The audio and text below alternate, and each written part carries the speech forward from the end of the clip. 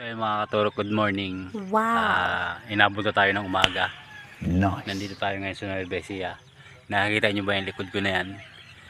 Yan o. Kahit saan ka tumingin, puro Wow. palayan yan. Yan o. Napakaganda ng lugar dito. Ito mo, puro palayan yan o. Kahit saan ka tumingin.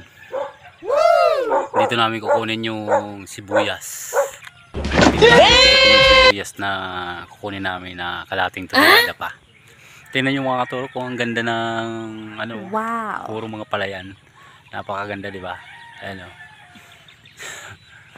Ganda dito. Oh. Papakita ko sa inyo kung nasan yung mga sibuyas sa pipikapin namin. Wait lang.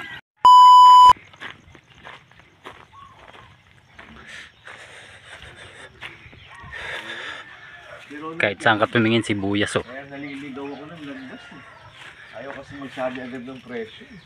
Papayag pa lang ng 35, 36. Yan. Hindi. Naligot. Ha? Na... Bumaba po sibuyas na naman kahapon. Binalita po sa TV.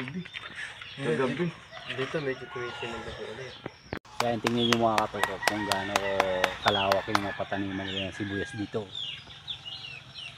Ay, ang nasa likod na yan, puro pataniman ng sibuyas yan. Tingnan nyo, hanggat sa dulo ng makakita nyo, puro sibuyas yan. Ito naman, siling haba. Tingnan nyo kung gaano kaganda oh. Napakaganda dito.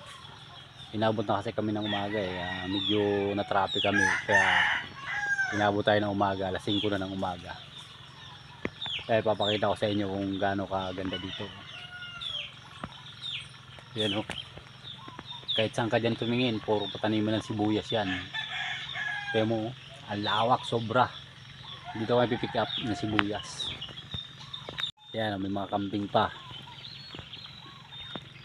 Tingnan nyo kung gaano kalawak yung pataniman ng sibuyas dito. Ayan, sili yan. Siling haba. Pati ito, siling haba to. Napakalawak ng taniman nila ng sibuyas. Ayan, mga siling haba. Oh. Tingnan nyo kung gaano kalawak yun. Lahat ng makita mo dyan, taniman ng sibuyas, tsaka sili.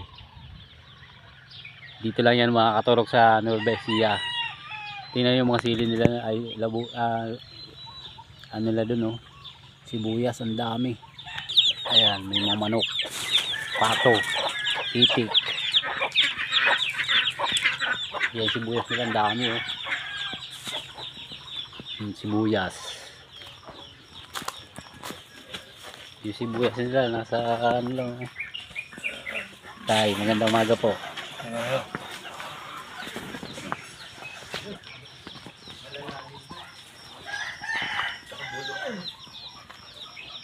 Tapos puro pa dito. Sabi ko, isip-isip ko. Konti yung nalol kung mapapalusot nila yung konting pera nila. Pero yung sa akin, malaki. Ayun yung punto. Kaya mo sibuyas nila oh. Nasa lupa lang. Sobrang dami. Marami po yung atin. 7,000 kilo yan.